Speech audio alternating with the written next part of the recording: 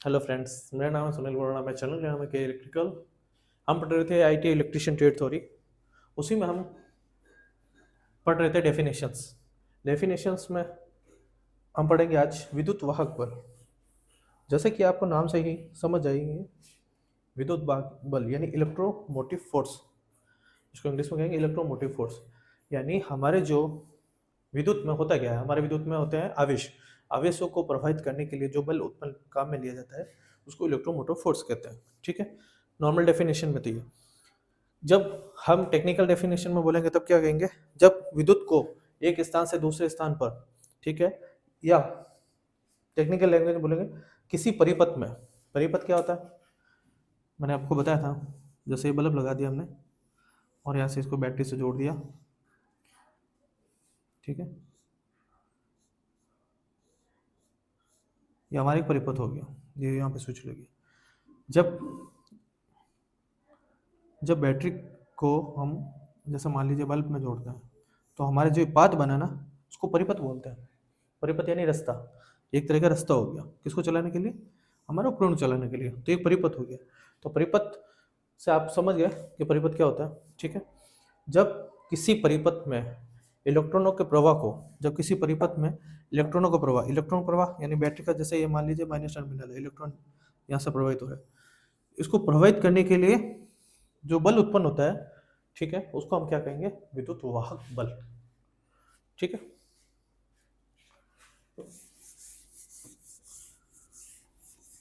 एक चीज हमेशा ध्यान रखना, जब भी हम टेक्निकल पढ़ेंगे, हमारे इलेक्ट्रिसिटी का जो भी पार्ट पढ़ेंगे, उसमें जब भी मैं परिपथ बोलूँ तो परिपथ का मतलब समझ जाइएगा कि जो क्लोज सर्किट, उसमें भी देखिए एक छोटा सा मैं आपको समझा देता हूँ परिपथ क्या होता है।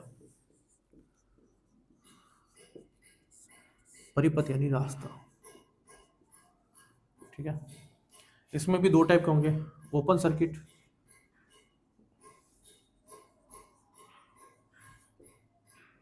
And short circuit, sorry close circuit.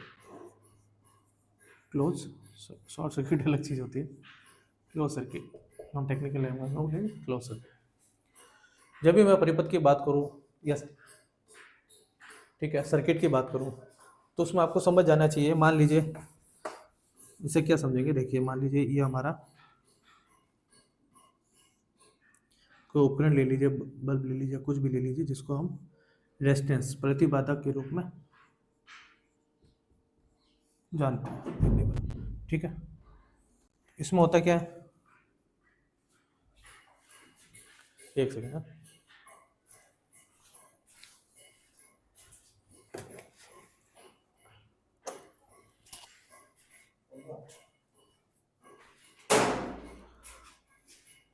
Sorry for disturbance. इसमें होता क्या है, जब परिपथ यानी जो आर है उसको हम बैटरी से जोड़ देंगे।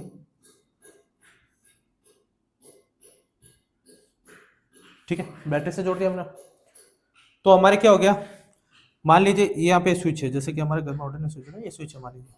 सर्किट का तात्पर्य होगा, सबसे पहले होगा सर्किट। सर्किट समझ लिया, सर्किट क्या, कि भाई जब इलेक्ट्रॉन का प्रवाह एक स्थान से दूसरे स्थान पर चलता है, ये नेगेटिव चल रहा है, ठीक है, ये यहाँ से इसको जितने इलेक्ट्रॉन चाहिए मिल गए, बल्ब जल गया, फिर ये यहाँ से होते हुए वापस यहाँ पर आएगा।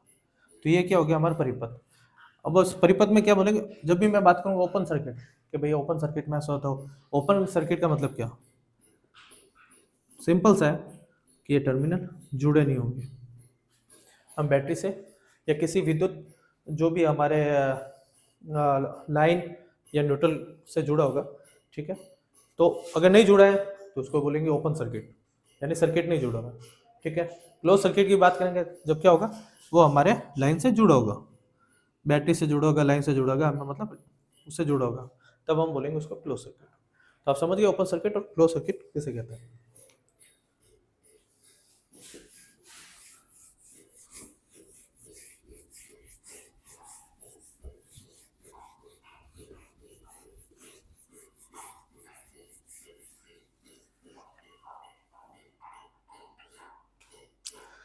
उसके नेक्स्ट कड़ी में हम पढ़ेंगे वोल्टा पाथ।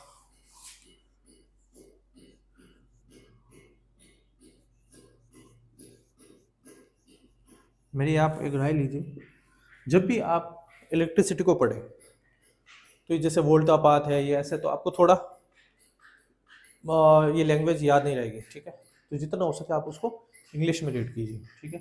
तो इसको हम पढ़ेंगे वोल्टेज ड्रॉप।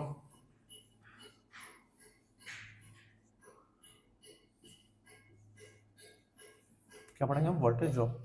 ड्रॉप का मतलब आप समझ गया, यानी गिरना। वोल्टेज यानी जैसे कि मैंने पहले आपको पढ़ाया था कि वोल्टेज क्या होता है, ठीक है। वोल्टा पाथ होता क्या है कि पहले इसका मैं आपको सूत्र बता देता हूँ जिससे आपको थोड़ा अच्छा आसानी समझ में। V equals to I R. Voltage तो मैंने आपको बताया था कि वोल्टेज क्या होता है, इलेक्ट्रॉनों को जो मापने की जो क्षमता होती है, यानी जो जैसे जो इलेक्ट्रॉनों को जो हम जो हमारे इलेक्ट्रिसिटी में जो इलेक्ट्रॉन है उनको जो मापते हैं, ठीक है, उसको किस में नापते हैं? वोल्टेज में। धारा, धारा हमको मैंने आपको समझा ही था, ठीक है, कि धारा क्या होता है? करंट, यानी जो इलेक्ट्रॉन चल रहे हैं। रेजिस्टेंस ये होता है आर। अब आप पूछोगे आर क्या होता है? आर देखो, आर होती है प्रतिबाधा, जैसे कि मैंने आपको बताया था रेजिस्टेंस, इसका फुल फॉर्म है देखिए, वी को हो गया वोल्टेज,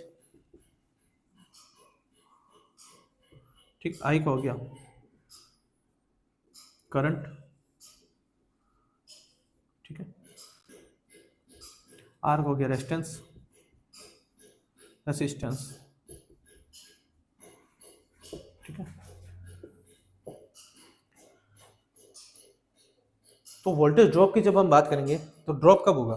तो ड्रॉप होगा जब हमें इलेक्ट्रॉन की जब कमी होगी। वोल्टेज हमने पढ़ लिया कि वोल्टेज क्या होता है। वोल्टेज भाई जो उनकी मात्रा होती है इलेक्ट्रॉनों की, वो कितनी प्रवाहित हो रही है उसको वोल्टेज में नापते हैं, तो वोल्टेज होगी।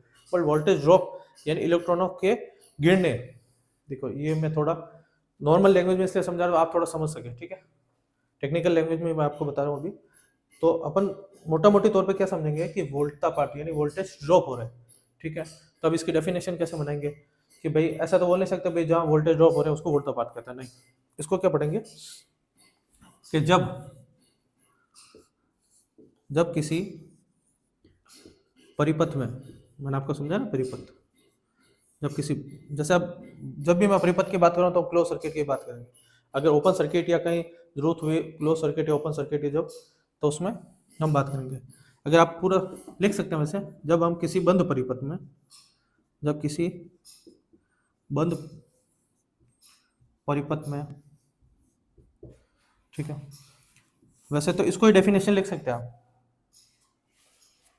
भाई, मैं इसको भी पूरा अच्छे से समझा रहा हूँ। और अगर केवल इसको ये याद रखे V equals to I R, तो इसको भी समझ सकते हैं कि जैसे क्या हुआ कि धारा किसी परिपथ बंद परिपथ में जब धारा यानी करंट तथा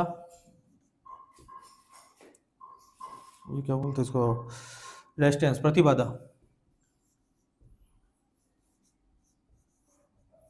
के गुणनफल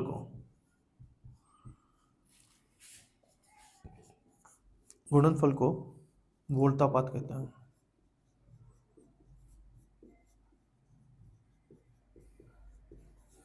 ठीक है। जब किसी बंद सर्किट में धारा और रेजिस्टेंस के गुणनफल, अब धारा और रेजिस्टेंस के गुणनफल, इसको मैं थोड़ा और डिस्क्राइब कर देता हूँ। मान लीजिए सर्किट है, मान लीजिए बंद सर्किट है, हमने यहाँ पे एक बल्ब लगा दिया, ठीक है, बंद सर्किट है। हुआ क्या, ये बैटरी, ये क्या है? बैटरी। जब हमने बैटरी से वोल्टेज निकले, ठीक है, ये धारा का मार्ग हुआ आई, ठीक है, ये, ठीक है, वोल्टेज निकले, ये धारा निकली, इलेक्ट्रॉन का प्रवाह हुआ। इलेक्ट्रॉन प्रवाह क्या हुआ, मतलब होना तो ये चाहिए था भाई जितने इलेक्ट्रॉन यहाँ से निकले उतने इलेक्ट्रॉन यहाँ पे इसको रिसीव हो गए, ठीक है, बट ऐसा होता नहीं है। इसमें अपना क्या आर, इसका गुणनफल कैसे लिया हमने कि भाई धारा और इसका गुणनफल, क्योंकि जब धारा, जब इलेक्ट्रॉन बहेगी, ठीक है, इलेक्ट्रॉन इसमें प्रवाहित होंगे तो इसमें ड्रॉप होंगे। ड्रॉप का मतलब क्या? खर्च होंगे, ठीक है। नॉर्मल लैंग्वेज समझा रहा हूँ, खर्च मतलब इसमें हमारे इलेक्ट्रॉन यूज हो गए। कैसे यूज हुए? इसमें जो टर्मिन हमारे लगा होता है, फिलामेंट लगा होता है, तो फिलामेंट को गर्म करता है, गर्म करके ये हमें प्रकाशित होता है, ठीक है। तो कुछ इलेक्ट्रॉन यहाँ पे हमारे खर्च हो गए, तो हमारा जो वोल्टेज था, मान लीजिए जैसे 1 वोल्ट है, जब ये 1 वोल्ट यहाँ से निकला, ठीक है, तो कुछ इलेक्ट्रॉन यहाँ पे हमारे ड्रॉप हो गए, उसके बाद बचे जो इलेक्ट्रॉन वापस सर्किट बना रहे हैं, ठीक है। तो ये हमारे यहाँ पे वोल्टेज ड्रॉप हुए, ठीक है। तो इससे हम समझ सकते हैं क्या हुआ कि जब किसी बंद परिपथ में धारा व प्रतिबाधा के गुणनफल को वोल्ट आपात कहते हैं, यानी वोल्टेज ड्रॉप हुए यहाँ पे। जब मान लीजिए एक वोल्टेज निकला था तो यहाँ पे उसका कुछ अंश यहाँ पे प्रतिबाधा में चले गए, उसके बाद हमें वापस ये सर्किट बन गया, ठीक है। तो इसको समझेंगे हम वोल्ट आपात, यानी वोल्टेज का ड्रॉप हुआ। ओके फ्रेंड्स, फिर आगे बढ़ते हैं हम टर्मिनल वोल्ट का।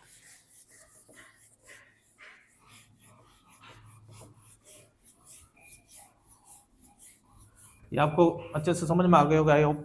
नहीं समझ में आए तो आप मेरे को कमेंट में पूछ सकते हैं। अब आगे से मैं आपको सीधा लाइव क्लासेस लूँगा जिसमें आप सीधा मेरे को डायरेक्टली क्वेश्चन पूछ सकते हैं और मैं आपको उसको जवाब दूंगा, ठीक है। कई बार बच्चों का डाउट होता है तो उस समय नहीं पूछ पाते, या बाद में आप कमेंट्स कर सकते हैं। कमेंट्स नहीं कर सकते तो आप, अब मैं लाइव क्लास लेना स्टार्ट दूँगा, उसमें आप आराम से पूछ सकते हैं। उसके बाद भी आप मेरे को कमेंट्स कर सकते हैं, तो उसमें भी मैं आपको जवाब दूंगा, ठीक है। अब नेक्स्ट पढ़ते हैं हम टर्मिनल वोल्ट।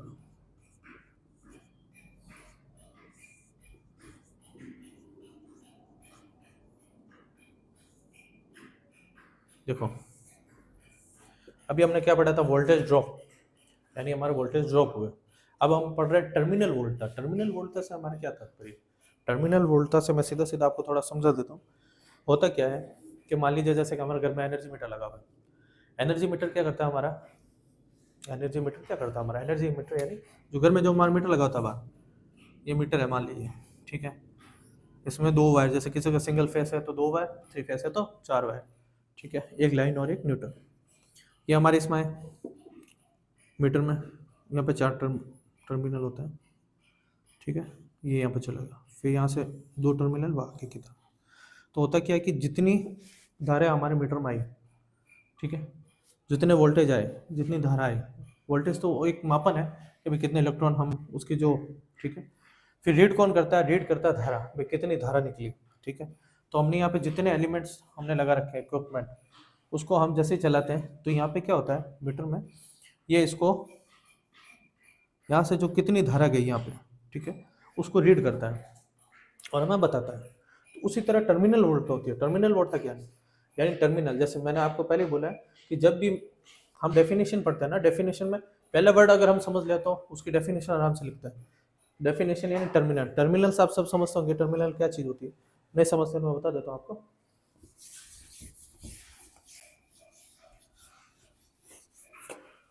देखो एक बैटरी का उदाहरण लेके बता रहा हूँ मैं आपको। मान लीजिए battery,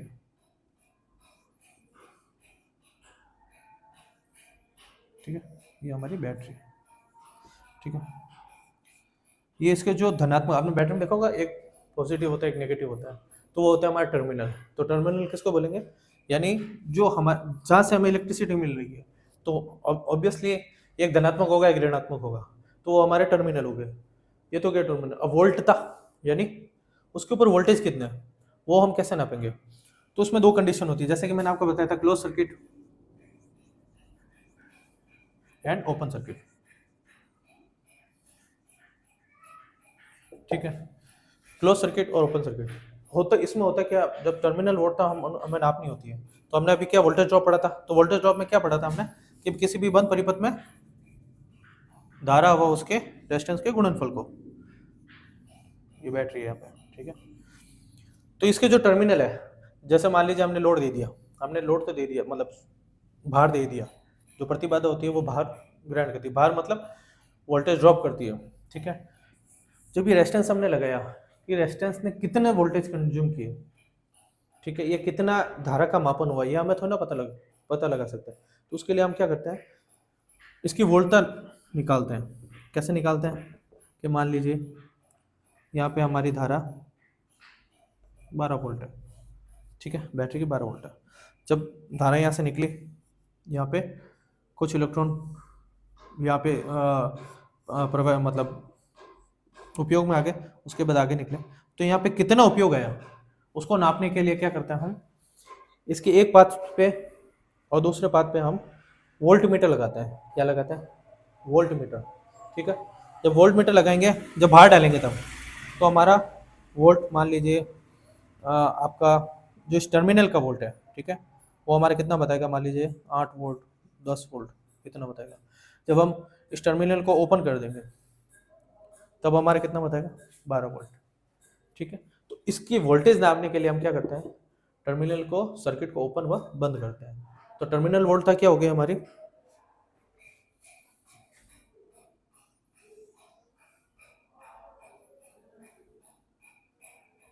E equal to V R, ठीक है। हमने पढ़ा था ना अभी, क्या पढ़ा था हमने, V equal to I R, ये पढ़ा। बट जब हम टर्मिनल वोल्टता को मापन करते हैं तो उसमें क्या पढ़ेंगे हम, E equal to V R. V R मतलब वोल्टेज का गुणनफल, किसके साथ, प्रतिबाधा के साथ गुणनफल। जो हम वोल्टेज दे रहे हैं उसका किसका गुणनफल हो रहा है, प्रतिबाधा के साथ, यानी रेजिस्टेंस के साथ गुणनफल हो रहा है। वही हमारे क्या हो गया, टर्मिनल वोल्ट हो गया, ठीक है फ्रेंड्स। ये हो गया हमारा टर्मिनल वोल्टता। अब हम पढ़ेंगे एम्पियर।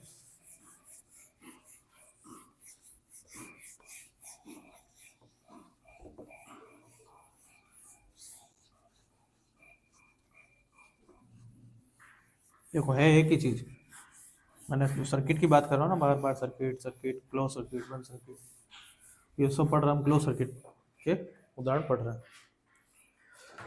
अब है एम्पियर।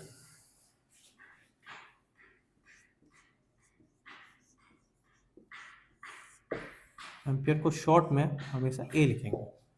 हमारी टेक्निकल लैंग्वेज में, इलेक्ट्रिकल लैंग्वेज में हम उसको ए से डिनोट करेंगे। जैसे बार बार ऐसा तो नहीं होगा कि हम उसको लिखेंगे वोल्ट एम्पियर, ऐसा नहीं लिखेंगे। तो हम सीधा पढ़ लेंगे आई का, जैसे धारा। अब इसको मापेंगे किस में, एम्पियर में। वो ये वोल्टेज इसको किस में, वी में ही नापते हैं, ठीक है। आर को, रेजिस्टेंस को हम आर में लिखते हैं, ठीक है। तो ये मापन हो गया हमारा। तो जब हम धारा को नापेंगे, धारा को किस में नापेंगे, एम्पियर में नापेंगे। एम्पियर होता क्या है, जब किसी धारा का मान जो निर्वात दो चालक, देखिए मैं थोड़ा सा टेक्निकल लैंग्वेज पढ़ा के बता देता हूँ कि लिख रहा है, किताब वाला लिख रहा है कि वह स्थिर धारा का मान जो निर्वात में दो चालक जिसकी लंबाई असीमित अनुप्रस्थ का क्षेत्रफल नगण्य हो। देखो ये अगर देखो जैसे ये लैंग्वेज है, मैं थोड़ा सा किताब साहब इसलिए बोल रहा हूँ कि अभी किताबी लैंग्वेज को अगर पढ़ना चाहोगे ना तो आप याद नहीं कर पाओगे। किताबी लैंग्वेज में क्या लिखा हुआ है कि वह स्थिर धारा का मान जो निर्वात में दो चालक जिसकी लंबाई असीमित अनुप्रस्थ का क्षेत्रफल नगण्य हो और परस्पर 1 मीटर की दूरी पर समांतर रखा गया हो, यदि दो चालक के बीच 2 इंटू 10⁻⁻² न्यूटन प्रति मीटर लंबाई का बल उत्पन्न कर दे तो धारा का मान 1 एम्पियर होगा। यह अंतर्राष्ट्रीय विद्युत धारा की इकाई है। देखिए जैसे कि अभी आपने किताबी लैंग्वेज में पढ़ा, आप इसको 10 बार भी रटोगे ना तो इसको रट लोगे, बस इसको अच्छे से समझ नहीं पाओगे कि धारा होती क्या है। मैं आपको किताबी, चलो आपको टेक्निकल लैंग्वेज में समझना है तो आप उसको समझ लीजिएगा, मतलब सॉरी याद करना तो कर लीजिएगा परिभाषा के लिए, एग्जाम के टॉपिक के लिए। बट इसको जनरली कैसे समझना है आम लैंग्वेज में, उसको मैं समझा देता हूँ। होता क्या है, अभी हमने क्या पढ़ा था, V equal to I R, यह पढ़ा हमने। जब मान लीजिए इसका मान निकालना है आई का, ठीक है, तो ये क्या आएगा, इसके नीचे आ जाएगा। सिंपल सा पढ़ना है, कुछ नहीं है। जैसे कि हमने पढ़ा था voltage equal to I R, ठीक है। तो आई को हम यही रहने देते हैं क्योंकि ये हमारा धारा का मान एम्पियर है, ठीक है। हम इसको इसके नीचे ले आते हैं तो V upon R equal to I. अब इसको पढ़िए कैसे, क्या पढ़ेंगे, अब इसको देखिए नॉर्मल लैंग्वेज में लिख सकते हैं। अब इसमें क्या होगा, अभी अब इसमें एक चीज़ और होगी कि हमने इसको ये तो बना दिया, बट जब हम 1 एम्पियर की बात करते हैं कि भाई 1 एम्पियर का मान क्या होता है, जब 1 एम्पियर की बात करते हैं तो उसमें इलेक्ट्रॉनों का जो होता है ना, जैसे V है, ये वोल्टेज के बारे में हमने क्या पढ़ा था, इलेक्ट्रॉनों का कितनी मात्रा है, ठीक है, रेजिस्टेंस का। तो हमें एक फिक्स रेजिस्टेंस लेना होगा और एक फिक्स वोल्टेज लेना होगा, तभी हम धारा का मान एक निश्चित मान निकाल सकते हैं, ठीक है। उसमें टाइम भी लेना होता है, ऐसा नहीं है कि हम जो धारा का मान ज्ञात कर रहे हैं वो 1 घंटे में 1 मिनट में ऐसा कुछ कर रहे हैं, ठीक है। तो सभी के मान को हमें इक्वल करना होता है। जैसे आपने एक टॉपिक पढ़ा होगा जिसमें होता है, थोड़ा सा मैं अलग समझा देता हूँ। जैसे कि होता है ना कि एक ट्रेन 1 घंटे या सॉरी 60 किलोमीटर प्रति घंटे की रफ्तार से चल रही है, ठीक है। तो एक प्लेटफॉर्म को पार करने में कितना समय लगाती है, वो चीज़ हमने पढ़ी है ना। तो उसमें होता क्या था कि प्लेटफॉर्म की लंबाई अगर जैसे मान लीजिए किलोमीटर में दे रखी है तो कोई दिक्कत नहीं है भाई, हमारा स्पीड भी किलोमीटर में। और जब प्लेटफॉर्म की लंबाई सेंटीमीटर या मीटर में दे रखी होती है तो हमें भी उसको मीटर सॉरी किलोमीटर को मीटर में, ठीक है, और घंटे को सेकंड में बदल देते हैं।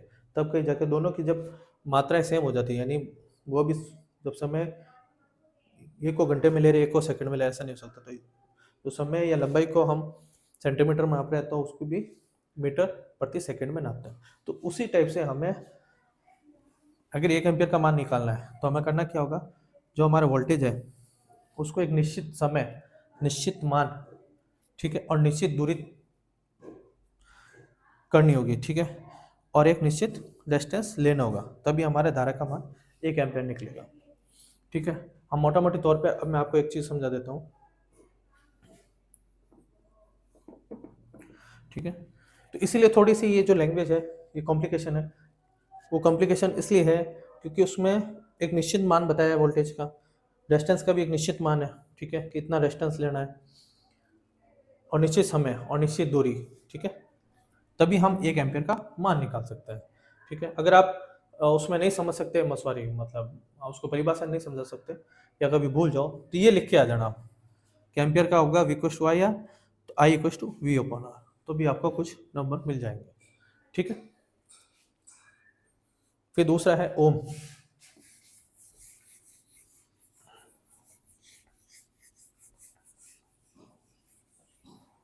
क्या है ओम? जैसा कि अभी हमने यहाँ पे पढ़ा रेजिस्टेंस, रेजिस्टेंस तो हमने पढ़ लिया, उस रेजिस्टेंस को डिफाइन कैसे करेंगे कि भाई हमारे इतने रेजिस्टेंस है या रेजिस्टेंस का मान क्या है। तो उस मान को डिफाइन करने के लिए हमने इसकी मात्रा है, मात्रक क्या है वो है ओम। इसको ऐसे हम ऐसे लिखेंगे इलेक्ट्रिकल लैंग्वेज में, बार बार वहाँ पे ओम ओम नहीं लिखेंगे, ठीक है। जैसे मान लीजिए मैंने लिखा 2 ओम, क्या लिखा 2 ओम। 2 ओम का मतलब जो ये एक रेजिस्टेंस है, हम सीधे ये समझ जाएंगे मात्रा, मतलब यानी बार बार आर लिखने की जरूरत नहीं है कि 5 किलोवाट आर, ऐसा नहीं होता। 2 ओम, 2 ओम का मतलब ये इसका मात्रक है रेजिस्टेंस का, कभी ये 1 ओम में इतने इलेक्ट्रॉन प्रवाह हो सकते हैं। जैसे कि भी मैंने डेफिनेशन बताई थी ना आपको कि भाई एम्पियर का मान कैसे निकालेंगे, तो उसमें जो आर था, आर को किस में नापते हैं, ओम में, तो उसका एक निश्चित ओम होगा, निश्चित वोल्टेज होंगे, तो उसके गुणन उसके अनुपात को ही धारा कहते हैं, और 1 एम्पियर उसका मान निकालने के लिए, ठीक है। तो उसी टाइप से जब हमारा रेजिस्टेंस की मात्रा, मात्रक क्या होता है ओम, ठीक है। जब हम आगे लैंग्वेज में पढ़ेंगे, आगे जब हमारे न्यूमेरिकल सॉल्व करेंगे तो उसमें लिखा होगा 2 ओम, तो हम समझ जाएंगे ये रेजिस्टेंस की बात कर रहा है, क्यों मात्रक के आगे ओम, तो यानी 2 ओम उसकी मात्रा हो गई कि भाई 2 ओम उस सर्किट में लगा हुआ है, ठीक है, प्रतिबाधा लगी हुई है, ठीक है। तो और किताब की लैंग्वेज में मैं आपको बताता हूँ कि चालक के 2 बिंदुओं के बीच जब 1 वोल्ट का स्थिर विभवांतर लगाया जाए और चालक में 1 एम्पियर धारा प्रवाहित होने लगे और चालक में कोई ईएमएफ उत्पन्न ना हो तो चालक का विद्युत प्रतिरोध 1 ओम कहलाता है। अब देखिए, मैं थोड़ा किताब से लैंग्वेज आपको इसलिए समझा रहा हूँ कि आप, ऐसा नहीं है कि सिर्फ जो मैं बता रहा हूँ उसको लिखेंगे कैसे, हमें लिखना भी तो होता है, समझना अच्छी बात है, ठीक है, हमने लिख दिया भाई इसका ऐसा ऐसा होता है, मात्रक होता है, ये हम समझ लिए, बट आप जब उसको लैंग्वेज में लिखेंगे तो लैंग्वेज में कैसे लिखेंगे, तो लैंग्वेज में हमें किताब की जरूरत पड़ेगी। फिलहाल मैंने आपको बता दिया कि भाई हमारे प्रतिबाधा के मात्रक को ओम कहते हैं। अब ओम का अगर मान पूछा है कि ओम का मान कैसे निकाले, एक ओम को हम कैसे डिनोट करेंगे, भाई मान लीजिए मैंने कुछ भी नहीं लिखा, सिर्फ ओम लिखा, तो ओम का मतलब 1 ओम, आगे 2 3 लिखूंगा तो अलग बात है, तो 1 को हमेशा मल्टीप्लाई होता नहीं, आपको पता है। तो जैसे हम 1 ओम की जब परिभाषा लिखेंगे, ओम की परिभाषा तो वैसे हमने लिख दी है कि प्रतिबाधा का मात्रक होता है, ठीक है, और यह दर्शाता है कि प्रतिबाधा की कितनी मात्रा सर्किट में लगी हुई है, उपस्थित है, ठीक है, ये हम लैंग्वेज लिख सकते हैं, तो हम अगला समझ आएगा, हाँ इसको नॉलेज है कि भी ओम, ठीक है। बट जब टेक्निकल लैंग्वेज में हमें कुछ लैंग्वेज लिखनी है, लैंग्वेज लिखने के लिए क्या होता है, हम किताब का यूज लेते हैं, तो मैं किताब की लैंग्वेज को भी आपको सरल तरीके से समझा देता हूँ कि ये बोल रहा किसी चालक के 2 बिंदुओं के बीच, चालक क्या है, बैटरी हमारा, ये चालक क्या है? बैटरी। तो सबसे पहले दिमाग में रखना है कि जैसे किताब में लिखा हुआ है, किसी चालक के दो बिंदु, क्या टर्मिनल, एक प्लस एक माइनस। समझ में आ रहा है आपको? किताबी लैंग्वेज कहना क्या चाहिए कि जब चालक के किसी दो बिंदु, ठीक है, दो बिंदुओं के बीच 1 वोल्ट का स्थिर विभवांतर, क्या कह रहा है, जब किसी चालक के दो बिंदु हो गए प्लस और माइनस, उसके बीच, मान लीजिए इसके बीच स्थिर 1 वोल्ट का विभवांतर, वी को हमने क्या माना, एक, यानी 1 वोल्ट के विभवांतर लगाया जाए, हमने लगा दिया। 1 वोल्टेज बैटरी हमने 1 वोल्टेज की ले ली, इन दोनों के बीच में क्या है, 1 वोल्ट का विभवांतर वी लगा दिया हमने, ठीक है। फिर क्या कह रहा है, और चालक में 1 एम्पियर धारा प्रवाहित करने लगे,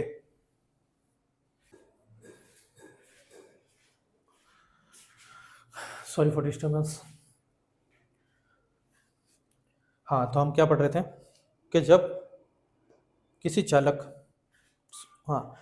चालक के दो बिंदुओं पर, देखो किताब की लैंग्वेज अगर थोड़ी सी लैंग्वेज टिपिकल है, बस वो समझा क्या रहा है वही मैं चीज़ आपको समझा रहा हूँ, जैसे मैंने यहाँ पे समझे ना, तो किताबी लैंग्वेज को आपको डायग्राम से समझना है।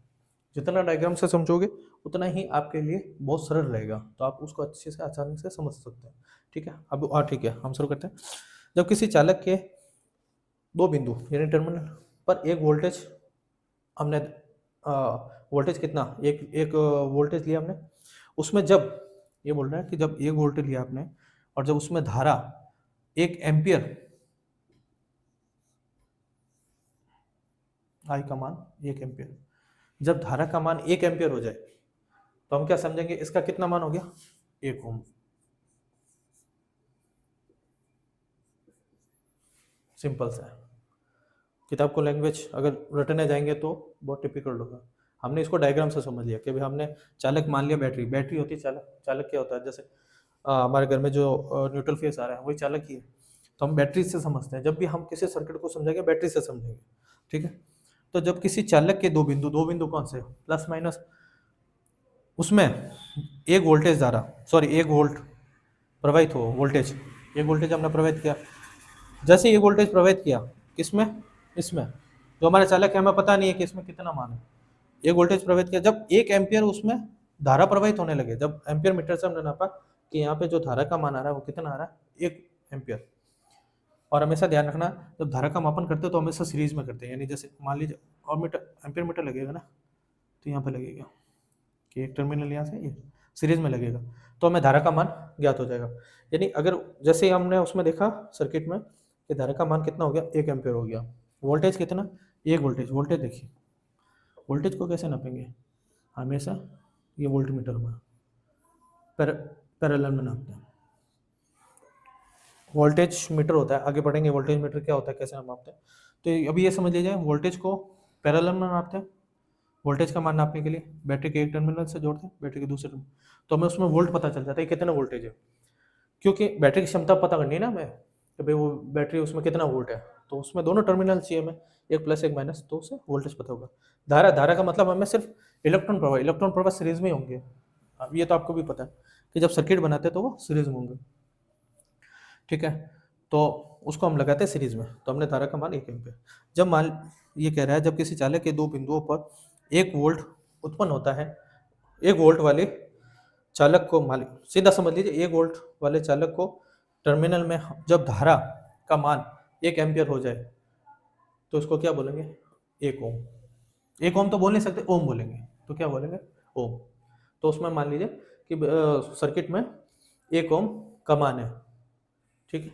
ये मान को समझाना चाह रहा है, जो किताबी लैंग्वेज है वो ओम को समझाना चाह रहा है, यानी 1 ओम को डिस्क्राइब करना चाह रहा है कि भाई 1 ओम का मान कैसे निकलेगा, ठीक है। हमने ओम को तो समझ लिया कि भाई इसका मात्रक है ये, बट मात्रक कैसे हुआ भाई, ये 1 ओम को हम कैसे डिफाइन करेंगे, तो उसी को ये समझाया गया है कि भाई किसी भी चालक में दो टर्मिनल के सिरों में 1 वोल्टेज जब प्रवाहित हो तो धारा का मान 1 एम्पियर आ जाए, तो हम समझेंगे कि उसका मान 1 ओम है, यानी ओम है, ठीक है। तो ये तो हो गया हमारा डेफिनेशन। ये सर्किट से समझा तो हमें थोड़ा बहुत ईजी हो जाता है। कुछ भी चीज़ें समझिए आप सर्किट से समझिए, किसी भी डेफिनेशन को समझिए आप सर्किट से समझिए। मेरी गारंटी है आपको कभी रटने की जरूरत नहीं पड़ेगी। जैसे अभी मैंने आपको समझाया तो आप हमेशा याद रखोगे, हाँ उसमें एक सर्किट था, धारा का मान 1 एम्पीयर हो गया, वोल्टेज का मान 1 था, तो उसको ओम कहते हैं, खत्म बात। ये इसका मात्रक होता है, प्रतिबाधा का मात्रक होता है, तो आप कभी नहीं भूलोगे। तो चीज़ों को जितना हो सके आप सर्किट डायग्राम या जो लैंग्वेज कह रहा है उसको डायग्राम बना के याद करो, ठीक है। किसी भी चीज़ को इलेक्ट्रिकल को समझना आसान है, बट थोड़ा सा उसको तरीके से समझे। तरीके का मेरा कहने का मतलब है उसको डायग्राम से समझो। जितना डायग्राम से समझोगे उतना ही आपको मेमोराइज रहेगा, नहीं तो आप थोड़े टाइम बाद में किसी भी डेफिनेशन को हम भूल जाएंगे और लिखने में हम गड़बड़ी करेंगे। बट जब हमें दिमाग में डायग्राम रहेगा कि हाँ सर ने बताया था भाई यहाँ पे हमने प्रतिबाधा लगाई थी, यहाँ पे एक वोल्टेज बैटरी थी और एक धारा मान हो गया, तो वो 1 ओम हो गया, तो उसको सीधा आप ऐसे भी डेफिनेशन में लिखोगे तो अगला समझ, सर्किट डायग्राम बनाओगे ना तब भी समझ आएगा। उसमें कुछ नहीं, आप सीधा वोल्ट लिख देना, एम्पियर का मान 1 लिख देना और यहाँ पे प्रतिबाधा का चिन्ह बना देना, तो वो समझ जाएंगे इसका मान ये ओम को समझाना चाह रहा है और ये समझता है ओम को, ठीक है। तो आपके नंबर नहीं कटेंगे। और आगे जब आप जब रेलवे की या किसी भी तरह की जब तैयारी करते हो ना, जो उसमें इलेक्ट्रिकल क्वेश्चन पूछा जाता है, तो जब आपको बेसिक नॉलेज नहीं पता होगा कि एम्पियर कैसे बनता है, वोल्टेज क्या होता है, धारा का मान कैसे होता है, ओम क्या होता है, ठीक है, ओम कैसे बनता है, ओम कैसे निकला, ये ओम का मान, एक ओम का मान क्या होता है, ये चीज़ें अगर नहीं समझोगे ना तो आपको जो एडवांस इलेक्ट्रिकल जो भी हमारा कोर्स है आगे का, या जो टेक्निकल जो भी एग्ज़ाम होता है उनको अगर नहीं समझ, उनको नहीं समझ पाओगे। क्योंकि वहाँ पे सीधा आपको जैसे आगे चल के जैसे ये मान है IR, ठीक है, तो उसमें सीधा बोलेगा जैसे ये मैंने ये डेफिनेशन अगर आपको ये याद नहीं है, समझ आपने नहीं समझा इस चीज़ को, तो वहाँ पे देखा कि भाई एक सर्किट में 2 ओम की प्रतिबाधा है, ठीक है, उसमें धारा का मान 2 एम्पियर है या मान लीजिए 5 एम्पियर है, 5 एम्पियर है, तो वोल्टेज का मान ज्ञात कीजिए, वोल्टेज का मान ज्ञात कीजिए, उसमें प्रवाहित इलेक्ट्रॉनों की संख्या बताइए। तो आप कंफ्यूज हो जाओगे ये क्या पूछ रहा है, पर जब हमको डेफिनेशन याद हो गया, हम चीज़ों को समझ चुके हैं कि सर ने बताया था सर्किट में एक वोल्टेज निकलने से 1 एम्पियर का होता है, तो 1 ओम होता है, ठीक है, तो उससे रिलेटेड करके हम ये सूत्र याद रखेंगे। सूत्र सीधा हम इसका मान यहाँ पर रखेंगे, धारा का मान 5 एम्पियर, इसका मान रेजिस्टेंस का 2 ओम, ठीक है, तो वोल्टेज निकालेंगे, 2 का भाग 5 में देंगे तो यानी 2.5 हमारा मान निकल जाएगा, तो 2.5 वोल्टेज हो गया, 2.5 V ये हमारा आंसर। तो ऐसे हम इन चीज़ों को सॉल्व कर देंगे। या फिर आगे चल के जैसे मान लीजिए वहाँ पे आपको सर्किट देगा, ऐसे नहीं समझेगा इतना मान उतना मान, वहाँ पे सीधा सर्किट देगा, एक सर्किट होगा ऐसे, ठीक है, उसमें मान लीजिए 12 वोल्ट लिखा होगा, धारा यहाँ पे 5 एम्पियर लिखा होगा, इसका मान पूछ लेगा, इसका मान क्या है, ये इसमें बताइए कितने ओम प्रभावित हो रहे हैं। तो आप क्या सोचोगे कि भाई आपको ओम पता होगा ना कि ओम क्या चीज़ है, रेजिस्टेंस का मात्रक है, ठीक है, तो आप सीधा समझे कि भाई इसका पूछ रहा है। तो ऐसे इन चीज़ों को आप सोल्व कर सकते हैं कि चीज़ें आसानी हो जाती है जब हम किसी चीज़ को मतलब डायग्राम से पढ़ते हैं ना, तो हमारे लिए वो चीज़ें बहुत आसान हो जाती है। तो इसी के साथ ये टॉपिक हम यही ख़त्म करते हैं। आगे टॉपिक के लिए हम आगे क्लास में डिस्कस करेंगे, ठीक है। आपको कुछ भी क्वेश्चन हो, कुछ समझ में नहीं आए तो आप हमें कमेंट बॉक्स में पूछ सकते हैं, ठीक है। और अच्छा लगे तो लाइक एंड सब्सक्राइब जरूर कीजिए। Thank you.